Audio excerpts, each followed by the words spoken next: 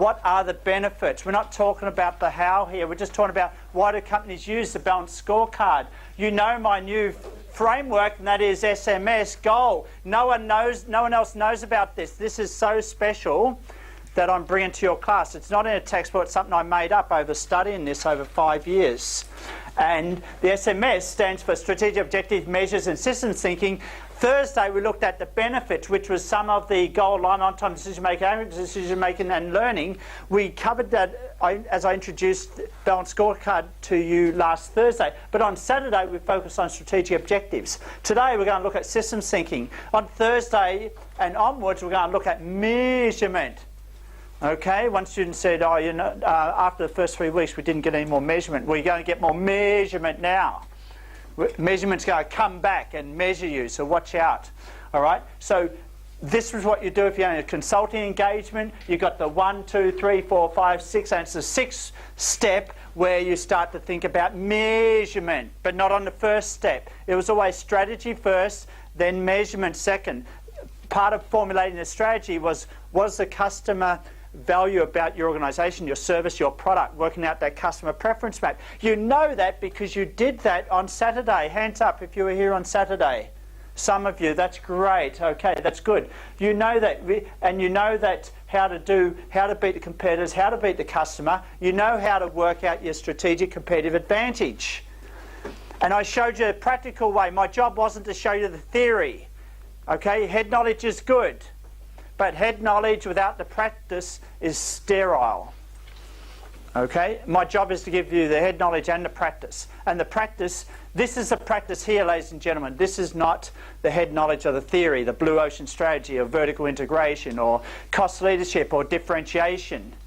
The point of my discussions at IVLE about blue ocean strategy was just to answer some questions or queries. Is there overlap? Is it something different? Is it something old? Sometimes it's like wine in new wine, old wine in new bottles. Okay? It's kind of the same thing but dressed up in a different way to sell millions of copies of books.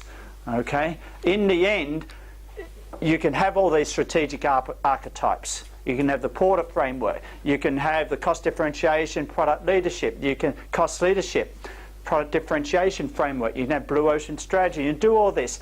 But you've got to understand the how, and the how is what you're going to get in in today's session. And the how is, how do you bring people together like you who all work together? And I gave you an example on Saturday how you can get everyone into agreement about, okay, why do customers come to us? Why do competitors buy from us? Remember, I asked you to pick out 5 items. Is that right? 5 items, and then you rank one. You come up with one that was highest. Well, someone will say, well, the second most highest, we should do that. Okay, we'll do that next year. Then we'll rotate around. Everyone gets a piece of the pie in terms of what they want to be the number one dominant strategy we want to focus on for the next 12 months. So the big point that I think was a takeaway on Saturday, one of the big points was the how is all about getting everyone involved in the decision-making process. It's not like the leader at the top saying, this is our strategy, and you all must follow it. If that's the case, then you lose the P in RAP. Remember what RAP is? RAP, results controls, action controls, people controls. You lose the P in the RAP if you just have centralised saying, this is our strategy, go and do it. If you don't do it, then you're fired. You lose the culture. You lose the whole essence of how do you actually implement a sustainable strategy. Sustainable means that it repeats. New employees come in, other employees share with them through the culture. This is our strategy. This is what we're focusing on.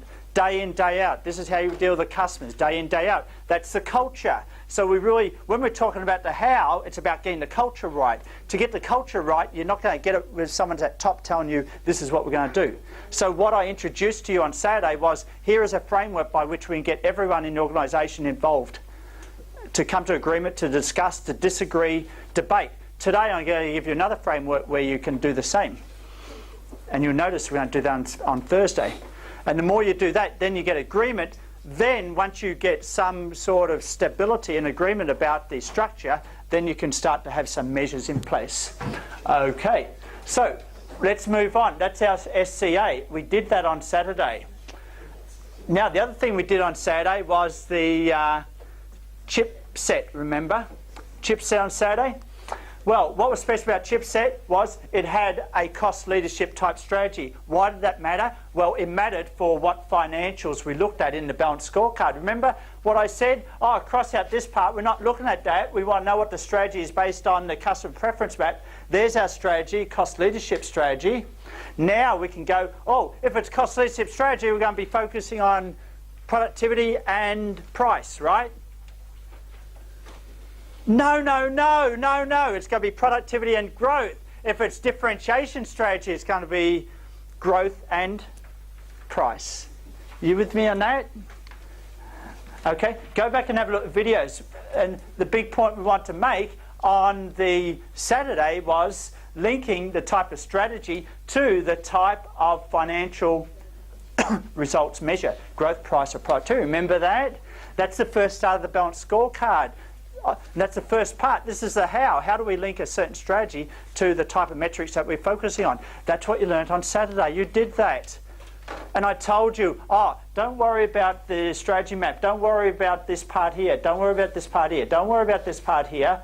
Let's just get to the good stuff. We've got the type of strategy. We've got financial measures. Now today, I'm going to say, no.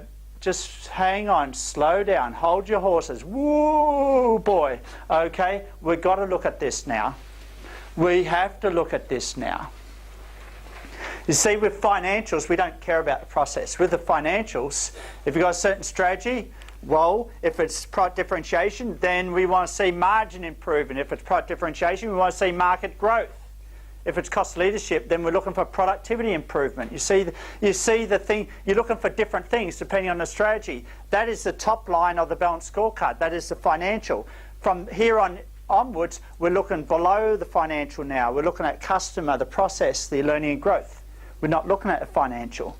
All right? So this is an example of some of the processes that Chipset may go through to improve its productivity. Why? Because productivity is one of the KPIs it needs to improve on. Are you with me? Are you hearing me on this? I think you're with me here. This is good. I can see the nodding of the heads. Two of you. That's all right. Okay, so we have a balanced scorecard. Chipset. There's the balanced scorecard. The job is not for me to go through this. My job today is to teach you these different perspectives, how to do a strategy map, how to understand systems. So now, in the future, next week after, you can go back to this example and say, oh, I follow that now. So my job is not to present Chipset as a case study and then get you to memorize it. My job is to teach you how do you actually, what are the steps you take in developing a strategy map. Then measurement. You can go back to that and then have a better understanding of that case. All right, so that's one of the goals of what we're going to take you through in the next week. And there's some examples of scorecard metrics. I'm not going to waste your time with that. We can come back to that. This is what we did on Saturday, 1, 2, and 3. Notice, productivity gain, revenue growth are things that are jumping out because Chipset is following a cost leadership strategy. Now, below that, we have learning and growth, we have processes, and we have customer. And that's what we've got to focus on today. Here we go. Oh, there's the sound for the student that didn't like sound in the PowerPoint slides. Now you know that what we have here is the cause and effect diagram, the cause and effect. Now we're on to the good stuff. I love this PowerPoint because there's me having a shower, and you notice there's an adjustment, there's the heat, and then there's the temperature detection, which is your skin, so forth, right? So here's the thing that's going to help glue everything together over the next 3 weeks. And you know that because you've seen a video at the start of this course that talks about all why. Why do customers come to you? And if your uncle or aunt or family member come to you and say, can you give us advice?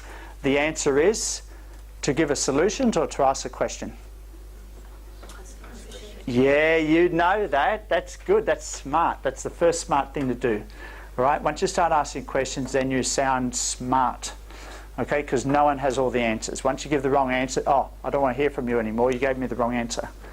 Okay, ask questions. No one can blame you for asking bad questions.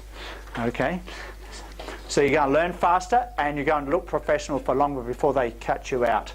Okay, now on this side, this is what we're going to do this over the next 2 days. We're going to focus on the right-hand side. That is signals, measurements, creating stories with a strategy map. You're going to create stories today with a strategy map. They're going to be awesome stories. This is the why. You know that this is why you're in business. You never see this. This is the systems that makes the business come alive. And obviously you don't see much of this. But we're going to try and get you to do that in homework for Thursday. There'll be 2 lots of homework for you to do by Thursday. A handout to you. Your first homework is on the back of a lesson plan for today.